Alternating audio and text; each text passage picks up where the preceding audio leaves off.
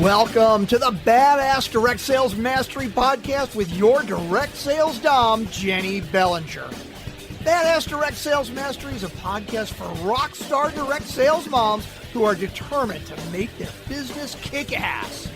Jennie will share her knowledge of effective sales and recruiting techniques, tips to get what you want from your business, and will interview direct sales professionals and leaders from various companies. The interviews will give insight to how these rock stars got to where they are and where they plan to grow in the future. And now, the direct sales dom, Jennie Bellinger. Welcome back to an episode of Badass Direct Sales Mastery. I'm your host, your direct sales dom, Jennie Bellinger, helping you whip your business into shape.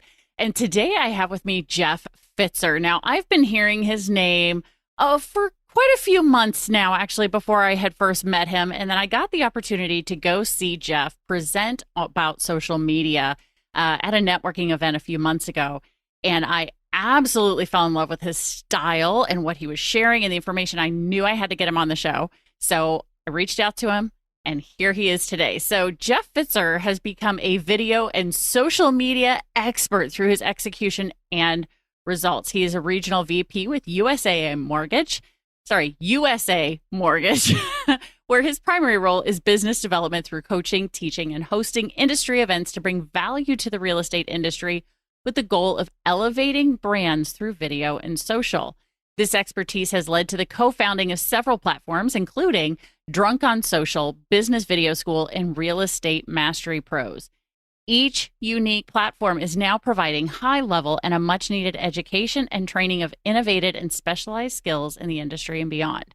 His passion for these strategies has resulted in 5 times growth in his mortgage business, with a steady stream of opportunities and conversations always happening. Jeff is the host of the Lab Coat Agents podcast and co-hosts the Social Genius podcast with Tristan Ahumada. I hope I said that right. He consults and collaborates with numerous real estate industry companies and was labeled as a top 30 video influencer across the USA and Canada by BombBomb. Jeff looks most forward to continuing to innovate and teach social media and video strategies to the world to help more brands and businesses grow and attract more business. Jeff, welcome to the show. Thanks for having me. That was a long, probably overdone intro. So thank you. You're welcome. But I wanted to have you on because one of the big questions that I get from a lot of my coaching clients who come to me to work with them on their direct sales business has to do around social media, how to show up on social media, what's the right practices, what's the right thing to do, how do I get around the algorithm and all that fun stuff. And frankly, I don't know, because I don't live in the world of social media the way you do. Yeah. So, that's why I had to get you on here. Yeah, I mean, I'm glad you mentioned that, because that's really kind of how all of this came about, actually. I was doing, so you mentioned the mortgage space, which is funny because I'm really removed from it anymore. And I really spend most of my time doing all of this stuff. But everything that I'm doing essentially makes it rain on the businesses. And then it has created all these other business opportunities. But where this started for me was, I started doing video before many were doing it, 2016-ish. And, people were looking at me like, what are you doing? Because I quickly started doing video to where it was boring me. It was right at the dawn of Facebook Live. Nobody really knew what to do with it yet. So I just started doing talking head stuff and sharing things that were mortgage related. And I was thinking, man, this is boring. If it's boring for me, it's got to be boring for my audience. And then I started doing things with my kids. And I remember one of the particular stories was one of my daughters, she's now 19. She was making slime and selling it on Etsy. She's my little entrepreneurial kid. And I'm like, let's go live and just share with the audience, what you're doing, show them how you make slime, tell them where they can go buy it just for fun. And the video just performed really, really well, and thousands of views and hundreds of comments. And it was like that light bulb moment of this is what people want. They want things that are relatable, things that brings a connection to us. And I'm sure it wasn't a bunch of single dudes watching that video. It was a bunch of moms and dads with kids of a similar age, and it created that relatability. But fast forward to when TikTok came out, that same daughter who now is, it was 2019-ish, when she was bringing it to me saying, Dad, you need to do this video with me because I want to go viral. So she was just using me as her, her goofy dad. And I kind of scoffed it off. I'm like, this is stupid, whatever. And this kind of continued on over a period of 6 months. And I was like, eventually I was like, this is interesting. I'm kind of enjoying this. And I kind of see how I could actually use this, because at the time it was only 15-second videos. I see this as a potential tool for real estate. And that's, that's the field that I talk to. And so I started to talk about it on stages. I got my own account. I forced my daughters to teach me how to use the app. And I quickly was realizing, wow, this technology is so far advanced. It's so much more advanced than Instagram, Facebook, everyone. And so I started talking about it. I started using it. People called me an idiot. They're like, this is an app for young kids. And again, fast forward a couple more years, and I went from idiot to genius when the app really took hold. It really did help my status and kind of my authority on this stuff. But what caused us to found Drunk on Social was because of that kind of process. So Tristan and I, and it's actually pronounced Almada, but yeah, I said the same thing for years. We just enunciate and pronounce Ahumada because that's how it's spelled. Mm-hmm. Sorry for the digress. But we were sitting there asking ourselves right at the beginning of COVID, probably February-ish of 2020, and we're like, damn it, I wish I had known about TikTok sooner. I wish I had embraced it sooner. And because I'd probably had gone viral, because the early adopters tend to be the ones that reap the biggest rewards when it comes to this kind of stuff. And so we started to do our own homework. It's like, is there an aggregation platform that talks about what's coming on social, teach us about what's trending, what's working, how we should be using it, and come to find out there isn't. And so, we found specialists on YouTube and specialists on Facebook and all these different places, but nobody just aggregating it all. And so we thought, well, let's just build it. And even if nobody cares, we're going to do it for selfish reasons. It'll allow us to stay hip to paying attention to the news on social, paying attention to the things that are happening, following the right accounts. And here we are. And now, yeah, I mean, I'm a practitioner. I test it. I am pushing the buttons every single day. Social media has had a massive, profound growth effect on our businesses. And now that I've really dug in and study it and pay attention to it, I see that the future of our world is going to be completely controlled by this. And so I'm all in. Yeah. No, and it's obvious to me based on the training that I went to that you did for the Masterminds Metro East, actually about 6 months ago, back in January. And we're recording this of June of 2023. By the time this comes out, you'll be hearing this probably August. But the information was absolutely brilliant in helping people to break down, because there are so many questions around even just what feels to you and I, the basics of social media.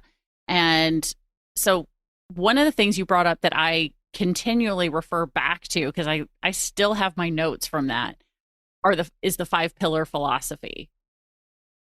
I mean, that's just, can we dig into that and help people learn this piece so that they can understand that? Yeah, it's a great point. And usually, and you were there, and obviously that presentation has evolved even in the last 6 months. But the way I typically started out is I kind of talk about where the future is going, and we talk a lot about AI and virtual reality and artificial intelligence and augmented reality and all these things, right? And then I digress back and I say, okay, now that we've discussed this and we've discussed the data and the statistics of where people are spending all of their time, and social is now television. This is where people spend their time. And it's, in fact, it's way better than any marketing means that have ever existed in the history of mankind. Why? Because it's potentially free, because you can use it for organic growth. But I always tell people, I say our audience is, okay, now that I've got you convinced, now that you're believing, where do we go from here? And I say, most of you are going to walk away from this presentation tomorrow. You're going to be convinced. Many of you will shoot a video right here, right now. Some of you will get in your car, you'll shoot a video and you'll post it because you're inspired. And then tomorrow happens and, your dog shits on the floor, your kid acts like an asshole, a number of things, you spill your coffee, whatever happens, life happens, and you don't post because you just pissed and something happened, right? Or your creative juices aren't flowing. And I say that's where you've got to backtrack a little bit and you have to establish this cheat sheet that are your content pillars. And that's exactly what it was for me. It was a Post-it note of just bullet points reminding myself, okay, what am I doing every day, every week, every month that I could be documenting and sharing, and get out of my own way, stop overthinking. I'm a Gary Vaynerchuk disciple. I was always watching his stuff. He's telling me to post 7 times a day. And I'm like, you're high. I can barely post once a day. Right. And I think everybody feels the same way. And so I was always trying to challenge myself. How can I be posting more? And so I established this cheat sheet, and it was just things like, all right, I'm a business owner. These are my businesses. I'm now a social media, and video expert, if you will. And there's that. I'm a family man. I'm a dad. I'm a husband. We travel a lot. So those are things I could be sharing. I like to golf. I have bird feeders, and I fill them up pretty much every day, and I'm watching them every single day. Little stupid things like that. I go to the Lake of the Ozarks. I'm into fitness. I'm into, we're into testing out diets. And it's like the things that I would be doing if social media didn't exist. Mm-hmm. And so I had to remind myself, because I always get people in every audience who are like, well, I'm boring. I don't do anything. And I've never had anybody challenge me that I couldn't tell them, you're actually, maybe your life isn't like Kardashian style, or it's not as exciting. You're not traveling and doing all these things and playing pickleball like me. But perfect example was I had a lady raise her hand once. This was in Atlanta, and she was a part-time realtor, full-time nurse, single mom. She's like, I ain't got no time for nothing. I wake up in the morning and get my kids ready for school, get them off to school, go to my day job, come home from my day job, help my kids get their homework done, make dinner, get them off to bed. If I have time, I might watch shows. I might work on my real estate business, whatever. And I don't have time for anything. And I said, you see, what you just described was a normal life, a common life. There's so many probably single mothers that can connect with you. There's so many people working 2 jobs in this world that could connect with you. I said, all you got to do is document it. And now make the time to post it and share it and talk about it. Talk about your wins and losses. Talk about when your kids are a struggle. Talk about when you have your wins. Talk about the little hacks that you have for their snacks. Talk about this kind of stuff. And I said, you're going to find yourself connecting to people who live in the same shoes as you, that have no reason to post, but want to follow you because it makes them feel normal, regular, right? And I said, that's where the rubber meets the road. And guess what happens when you sprinkle in that you sell real estate? Guess what? They're going to have such a strong bond to you. They're going to ultimately use you. And that's kind of how it works. Yeah, I definitely agree with that, because, side story here, but still totally related to what you're talking about is, I have 2 young kids. They're 10 and 14 and a half right now. And when they were young, really young, I started treating Facebook as their baby book, because I could not remember to take the pictures, get them printed, and put them in an actual baby book. So I was like, fine, since Facebook has this memories thing coming up now, I'm going to start documenting all the things here on Facebook. And anytime they said something cute, did something cute, I put out there, I had this, I guess, series of posts that I regularly did, which was News of the Cute and News of the Cute 2.0. So News of the Cute was my oldest kid. News of the Cute 2.0 was my second kid. And so anytime they said or did something cute or silly or whatever, or if there was a cute picture of something they did, it went on to that series. And I was doing it selfishly because baby book. What I ended up finding out later was I would go to business events and people would be like, oh my God, I love your News of the Cute. It's the most adorable thing. I love every time you do it. Keep doing it. It's awesome. It makes my day. It makes me so happy. And I went, oh, people are paying attention. Huh. Okay. Cool. So it got me paying more attention to my kids. So it was this great thing that got me more involved with my kids, because I was like, you know what? Yeah, I'm going to do more of this baby book stuff because other people like it. When I thought it was just about me, I was like, oh God, I'm clogging up other people's feeds. Yeah. But they freaking loved it. Yeah. And I think that's what also then got people involved in my other posts then that were more business related. Bingo. So Bingo. Which I'm glad you said that 2 things there. The last part, which was the algorithm. And then I'm actually going to jump back. So we're going to go to the algorithm. But first, you said, do people really care about me? Do people really care about what I have to post about? That is one of the most common objections I always hear. And the reality is simply this: if, let's just say you're a teacher or you work in an industry where you have no reason to promote anything, right? You show up to work, you get a paycheck. That's fine. You don't need to post. That's a consumer. But if you're in a business, which I think everyone listening to this has a reason to post onto social, and if that is your mindset, well, imagine if Nike had that mindset, Coca-Cola or Pepsi had that mindset. Any product that essentially has hacked our lives because they're good at marketing. This is the same concept. The difference is that now we're in a world, especially depending on your business, where you, the human, is maybe the product. Especially, in my world, it's real estate and mortgage. It's, a 30-year fixed mortgage is a widget. We're all selling the same product. Yeah. A real estate agent is selling the same product. It's a matter of, it comes down to you, the human.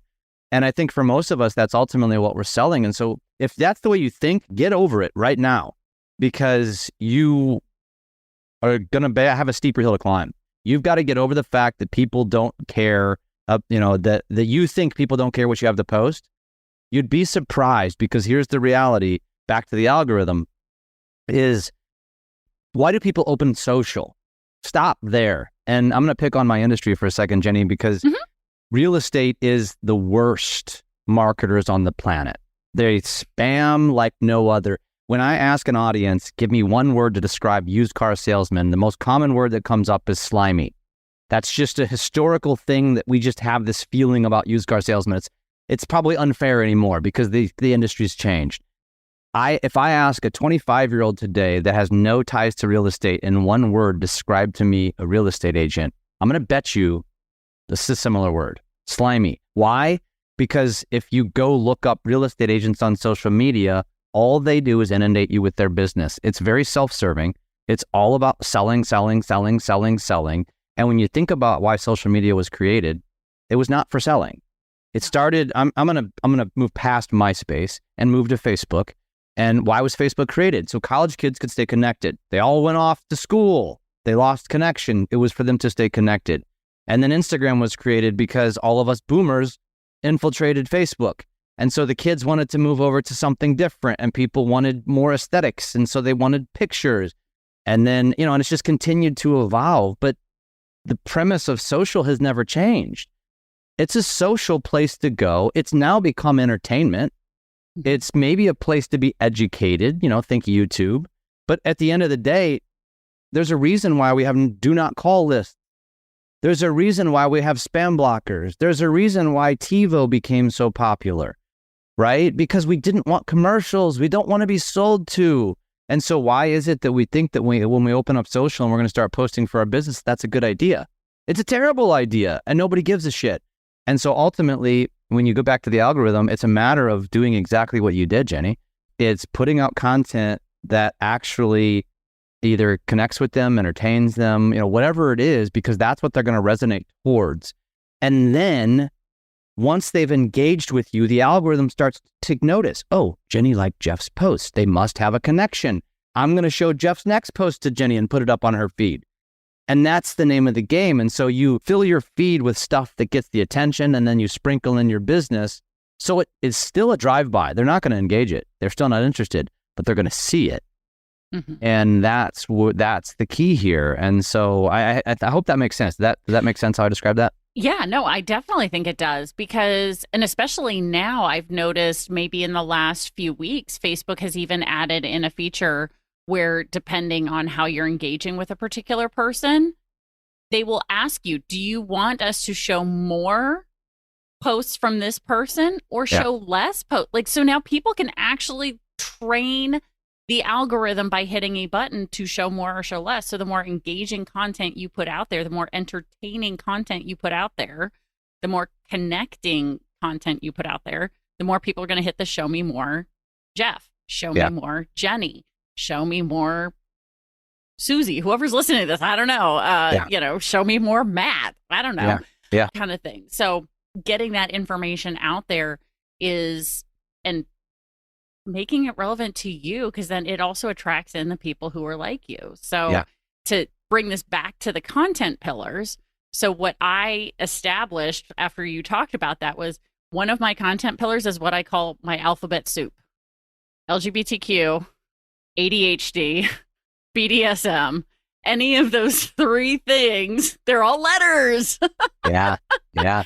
So they're all part of who I am. They're all part of my life, part of what I talk about. So I will bring up content that's around those things. And so alphabet soup is so I'm like, okay, I haven't done a post about alphabet soup recently. So which flavor of alphabet soup am I going to talk about today? Yeah. And that's really been helpful for me in creating more relevant content for me and resonant content for the people who are attracted to me because they also fit into one of those alphabet soup categories. Yeah. Yeah. That's good. And that's dialing into niches, which is ultimately where we're all going with it. But back to the pillars of content, the thing is most, if you talk to a social media coach, which I don't even really know what that means. I mean, I guess I am one, but at the end of the day, there is no such thing as a formal education on this. So it's you really need to find people that you can learn from that are practitioners. It's a big thing for me that I tell people and I've lived it myself because I've learned the hard way, because I followed people or chose to buy a product from someone who was probably just a great salesman, was very eloquent, but at the end of the day, I found out they were frauds on social, and there's a lot of them. And so I think what you need to really focus on is, learning and following people that are preaching this stuff and teaching you something, but also are the ones pushing the buttons and they practice what they preach. And it's not about how many followers they have necessarily, because you can read through the lines. Somebody's got 1 million followers, but they're only getting 500 views on a post. That's clearly that they bought their followers. And so you've got to be cognizant of that as you're kind of going down this journey, because there's a lot of posers now in this space. That is great to know. I love that little indication, because those are something that you can look at pretty closely. Yeah. It's all public. You can usually tell somebody who was successful before social, and usually those people are the ones that, they're already successful people. They don't have a reason to get into their phones and pushing the buttons and knowing how to use the features inside of these apps. And so a lot of times their content is muddied with, just clips of them speaking. Well, clearly they're already successful. They're standing on stages, they're speaking, they're doing these kind of things. And that's what their entire content strategy consists of. And the reality is that's not probably going to go viral. It might for one or two people, but if someone's viral based on that content strategy, they basically bought it. They're just hacking it. They're just paying money for it. And I'm not saying what they're teaching isn't valid or legit, but again, you got to pay attention to those little indicators. And back to the niching down, which was the point of me kind of explaining this, is that so social media coaches will tell you need to find your niche and you need to go all in. And they're right, but here's the part they're leaving out. They're right and they're wrong. If I'm talking to somebody who has not had any social presence or not a consistent social presence, especially not for their business or, just in general, and that's most people. And if I tell you to go niche down, that's you deciding what you want your content strategy to be about. Mm-hmm. But who really should be deciding what your content strategy should be about? Your audience. And so when I jumped into social, and if I jumped into social today or you go talk to a real estate agent or a loan officer, they want their niche to be their business. But then 6 months, they'll come back to me and say, well, this doesn't work. And I'll be like, it's not that it doesn't work. It's that you're not doing it correctly, because you niche down on something that your audience is telling you by their lack of engagement that they're not interested. Mm-hmm. So that's why you got to find your content pillars, which effectively means throw shit up against a wall and see what sticks. And so you have to do this for typically a year or two, maybe 3 years of just throwing shit up against the wall, which is why I say document your life, because I'm not trying to ask you to create more work for yourself. I'm asking you to document more often, but you're doing what you're already doing. So just document, share it with your audience, and do it consistently over time, see what sticks. And that is exactly what's happened for me and some of my content pillars, and why I've gone all in on them, because my audience said, We want more of this based on their engagement. And it works. It works if you do it effectively. Then you niche down. Then you narrow down. Yeah. But that's how it works. Absolutely. Which that particular thing kind of points me to the TikTok piece. Because when I first downloaded TikTok to my phone, it was, I think I first downloaded it in like May or June of 2020, because by that point in time, I had already Netflixed all the things. I had Hulu'd all the things. I was like, okay, I've seen everything on Facebook and Instagram. I need something else to do. I've timed out of everything, right? Let's go see what this TikTok hubbub is all about, because I was starting to hear about it. And even though, yes, I was in my early 40s, I still went ahead and downloaded it anyway. And it was really funny because, interestingly enough, back to my kids, my oldest saw me watching videos on it for a long time. And one day comes to me and goes, Mom, you can actually make videos with TikTok, not just watch them. and I said, thank you, honey. Yes, I am aware of that. Here's why I'm just watching, because I wanted to see, how are people using this? What kinds of people seem to be getting popular and going viral? I wanted to see the type of content that was seemingly popular, right? And then I started making my videos and playing around, and it was just on a personal account. End of 2022, I finally made a business account on TikTok. But almost every video I made between 2020 and 2022, and still to this day, majority of the videos I make on TikTok are just on my personal page for fun. Yeah. It's my fun place. I sometimes sprinkle in business because it's a part of my life. Yeah. But it's fun, for me. So It's that kind of thing. So what is your take on having multiple platforms? Because I know a lot of, I have Facebook, I have Instagram, I have TikTok, I have LinkedIn. I do not have Snapchat. I mean, I do, just so nobody can take my name. I don't have it for business. I just have it so no one can be me. Same with Twitter, kind of thing. So what's your take on multiple platforms and where people should spend their time and effort? You should start with one so you don't overwhelm yourself. And as you know, and I probably said this at the, when I talked at that event, was I recommend Instagram as a cornerstone platform. And the reason why is because now you automatically get to kill two birds with one stone. Now it goes both ways. So Facebook owns Instagram. So you can post to one of those platforms and you can set up your account to automatically post to the other. Why not? You should definitely be multiplying your content as many places as far as wide as possible. So if you're just getting started, the reason I recommend, everyone's on Facebook. I already know that, especially if you're older than 35 years old, you're on Facebook. Maybe not if you're younger than that. But the reason why I suggest Instagram is because Instagram versus Facebook is a far more innovative platform. So the platform has more tools, it has more tech, it's staying more up to date. It's basically a copycat of TikTok.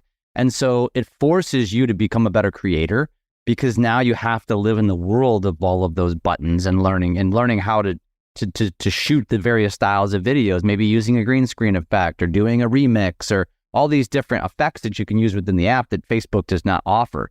And so now it's going to make you become that better creator, so that when you are creating content and you're automatically posting over to Facebook, it's just going to be of a higher quality. It's going to be more in the trending category. It's going to be something that is just going to force you to stay quote unquote hip.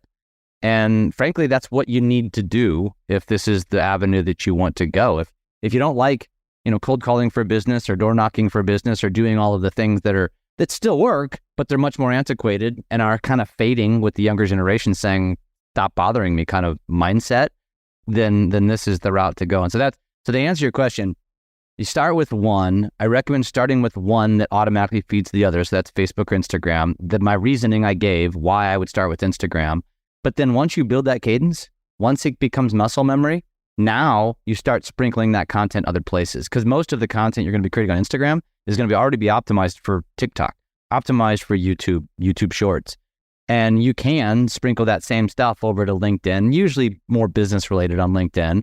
And then Twitter is, anything goes. So it's up to you on which platforms you want to use. Personally, I'm Instagram, TikTok, Facebook, YouTube, LinkedIn, and Twitter.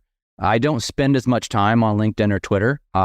My focus is these top 4. If you're not watching this, there's the logos behind me, but that's where I spend my focus. It's Facebook, it's Instagram, YouTube, TikTok, not in that order particularly, but yeah.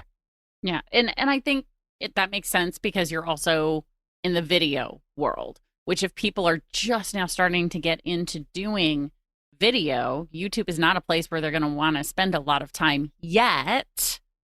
Start where your audience is. I mean, I know my audience is mostly on Facebook. We've now officially hit 2 billion accounts on Facebook or something like that. So yeah, probably. Literally a quarter of the world is on Facebook, y'all. Seriously, numerically, a quarter of the world is on Facebook. So yeah, there's a really good chance that your audience is already on Facebook. And because, like you said, Facebook and Instagram are both part of Meta now. Mm-hmm. They own each other. They're with each other. You can reasonably assume there's almost as many Instagram accounts, if not more. And it's growing for sure. But yeah, I definitely connected the two because why not? Yeah, why not? It makes perfect sense that you can cross post anytime you've got an image on Facebook to push through to Instagram. So, well, and if I can comment one too, because a lot of times somebody might be thinking right now, well, I don't want to annoy my audience. So if I'm posting it to Facebook, why would I also post it to Instagram or vice versa? And the answer is most humans spend most of their time on one platform. Mm-hmm. They're probably not even going to see it on the other platform. And here's the reality news flash. Most of your audience isn't seeing your posts anyway. About 10% of our audience actually sees our content because it is diluted. And that's why consistency wins. And so stop overthinking that you're going to be annoying people. You're not. This is the most non-invasive way. And it's funny because people that typically will say that to me, if I ask them what they do for business in terms of like prospecting, many times it's picking up the phone and calling them. It's texting them. It is going knocking on doors. And they think that they're invading privacy on social. It's like, no. You are annoying the shit out of people doing things the way you used to do it. It's just the way you've always done it. So you think that that's acceptable. But the reality is that you should be cross-posting and posting as many times as you want on social, because the worst thing that's going to happen is they scroll past it, or maybe they say, stop showing me so much stuff. But if you're putting out good, relatable content, they're probably not going to do that because they're going to actually like what you bring to them. And so unless you're constantly spamming them, selling them stuff, or unless you're talking about a controversial topic, politics, maybe religion, if you're not doing those things, the odds are they're not going to unfollow you. They might scroll past you, but every once in a while, you're going to grab their attention. You got to look at social as a digital billboard. How much money have people spent? And I'd be curious, even just with your audience, like how many of you have bought a billboard in the past? In my industry, it's common. Real estate agents litter billboards, attorneys litter billboards, and they're probably paying, $500 to $1,500 a month for that billboard. And, it's so limited. It's only people that drive by that certain highway. Mm-hmm. There's no context. It's just a name, maybe a tagline and a phone number. And so when you think about the difference between a real billboard and a digital billboard, it's so much more powerful because now on social, it's the same drive-by. You're driving by every day. Maybe you're not watching my stories, but you're seeing my bubble. Maybe you're not watching my posts, but you're seeing my name. Mm-hmm. And the few times that you actually stop to watch something, now there's some context and there's tonality and maybe something that connects us. And you can never get that from the billboard that you've paid thousands of dollars for. And the only cost that you're probably putting into social is your time. Yes, you can boost posts if you want, but yeah, it's a digital billboard. And I think a lot of people completely lose sight of what it is. Right. No, and I think that's a really great way of thinking about it, is you put the stuff out there and hopefully people see it, but the more entertaining you make it, like the better the billboard is, the more likely people are to slow down. And really the key is, can you get people to stop the scroll? Yeah. Can you get them to stop the scroll long enough to react and comment? Right? And the holy grail that I hear from the multitude of social media trainings that I've gone to just for my own business, the holy grail is shares. Can you get people to share your stuff? Yeah. And so that right there is just gold, knowing those things that you've provided for us. So Jeff, if somebody wants to connect with you, well, first of all, so yes, we want them to connect with you. Where should they connect with you? Yes. Yes, connect with Jeff. No, I said guess. Guess where they can connect with me. Yes. Yeah, right. Oh, that's social right. media. Social media. Everywhere on social media. I mean, you can find me by my name. So it'll be in the show notes. It's probably on the, wherever you're listening. Mm-hmm. I'm everywhere. So more specifically, Facebook and Instagram are the better direct message platforms. You can always DM me if you have a question that you got from this, or you thought, I want to ask a follow-up question. Shoot me a DM. I will respond, and tell me where you heard me or found this at. And if we're not friends or we're not following, it might go to my spam box. It might take me a little longer to find or notice that it's there, but I will always respond. And so, that's the best. So Facebook or Instagram.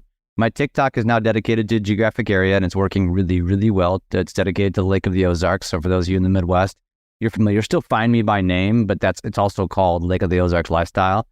And YouTube, same thing. So I'm spread all over. I've got a lot of different, kind of things going on social. But if you just look me up by name, you'll find me, and I'm easy to connect with.